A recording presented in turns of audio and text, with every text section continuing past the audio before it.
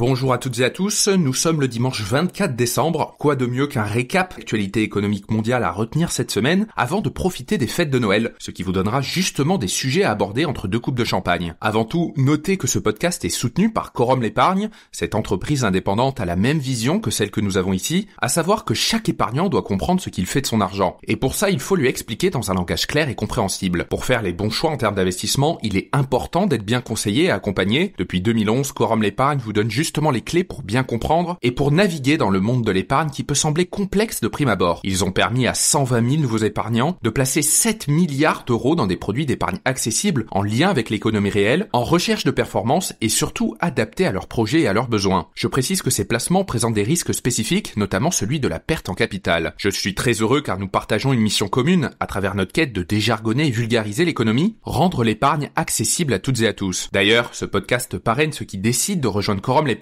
Si vous êtes intéressé par leur offre et que vous répondez aux conditions du parrainage, donnez le code COSMOS, COSMOS, pour bénéficier d'une récompense de bienvenue. Allez, maintenant on commence le tour d'horizon de l'actualité économique en France, où les propriétaires de biens immobiliers auront une mauvaise nouvelle en 2024. En effet, la taxe foncière va progresser d'au moins 3,9% l'année prochaine. En fait, l'INSEE a dévoilé que l'inflation sur un an en novembre a atteint 3,9%. Alors me direz-vous quel est le lien entre l'inflation et la taxe foncière payée par les propriétaires de biens immobiliers? Eh bien en fait, le taux d'inflation détermine chaque année la revalorisation des valeurs locatives cadastrales des logements par les pouvoirs publics. Pour rappel, la valeur locative cadastrale correspond au loyer hypothétique qu'un propriétaire pourrait percevoir en cas de location de son bien immobilier. Or, ces valeurs cadastrales, qui sont donc calculées par l'administration fiscale, entrent directement dans la formule de calcul des impôts locaux, au premier rang desquels trône la taxe foncière. Donc concrètement, cela signifie qu'en 2024, la taxe foncière augmentera d'au moins 3,9% pour l'ensemble des propriétaires de biens immobiliers. Donc concrètement, cela signifie qu'en 2024, la taxe foncière augmentera d'au moins 3,9% pour l'ensemble des propriétaires immobiliers. Alors cette augmentation reste moins importante que celle appliquée en 2023, avec une revalorisation de base de 7,1% de la taxe foncière, mais tout de même, en l'espace de 2 ans, cette taxe aura augmenté de minimum 11% à l'échelle nationale. En revanche, il s'agit du taux minimum de revalorisation, car le montant de la taxe foncière dépend également des taux qui seront votés par les conseils municipaux en mars prochain. Pour la deuxième actualité, on s'intéresse au nombre de faillites d'entreprises qui explosent dans le monde, et la France n'est pas épargnée. En l'espace d'un an seulement, les faillites ont augmenté de 30% en France, tout comme aux Pays-Bas et au Japon. Si la France n'a pas encore dépassé le nombre d'entreprises qui ont fait faillite lors de la crise des subprimes de 2008, certains pays ont déjà dépassé ce seuil. C'est notamment le cas des pays nordiques, comme le Danemark, la Suède, la Grande-Bretagne, la Norvège ou encore la Finlande. Alors comment cela s'explique? Déjà, naturellement, la hausse des taux d'intérêt, la hausse des factures d'énergie, ainsi que l'effondrement d'entreprises zombies qui avaient survécu grâce au soutien gouvernemental de l'ère Covid, ont alimenté cette tendance. Pour rappel, ces entreprises zombies sont donc les sociétés qui ont réussi à survivre pendant la pandémie, grâce d'un côté à des taux d'intérêt faibles, et de l'autre, grâce à des programmes gouvernementaux massifs de soutien aux entreprises et aux ménages, qui se sont élevés à plus de 10 000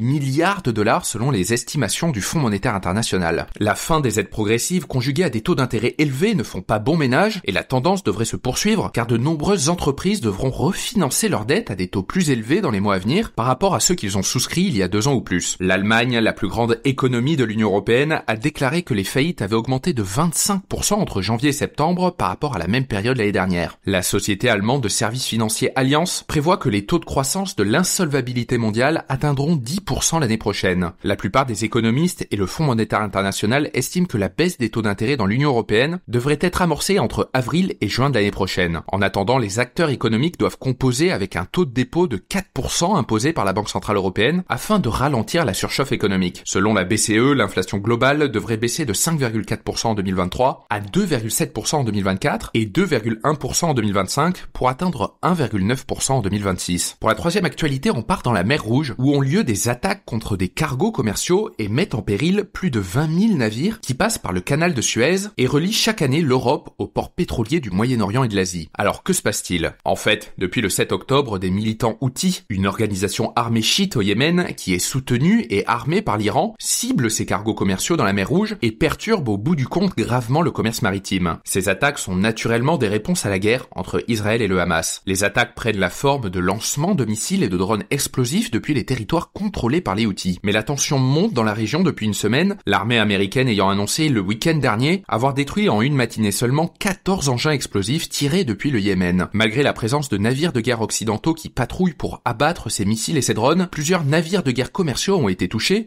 notamment un porte-conteneur du leader mondial du transport maritime, MSC. Ces attaques poussent naturellement les compagnies maritimes à éviter la mer Rouge, empêchant ainsi l'accès au canal de Suez, par où transite près de 12% du commerce maritime mondial. Désormais, les navires détournés du canal de Suez seront obligés de contourner le cap de Bonne-Espérance en Afrique du Sud, un peu comme le faisait le commerce avant l'existence du canal de Suez. Ce trajet plus long augmente les coûts de carburant, réduit l'efficacité des transports et pourrait, au bout du compte, augmenter les prix des marchandises importées, notamment les expéditions essentielles de céréales en provenance d'Asie et de pétrole en provenance du Moyen-Orient. Pour la quatrième actualité, on s'intéresse tout particulièrement aux marchés financiers, où les indices boursiers battent leur record historique. L'indice boursier français, le CAC 40, est en hausse de plus de 16% depuis le début de l'année et a atteint un niveau jamais égalé autour des 7650 points. Et le Nasdaq, l'indice phare des sociétés technologiques américaines, a également battu son record historique en hausse de plus de 50% depuis le début de l'année. Alors comment cela s'explique? Déjà, par une économie plus résiliente que prévu face à l'inflation,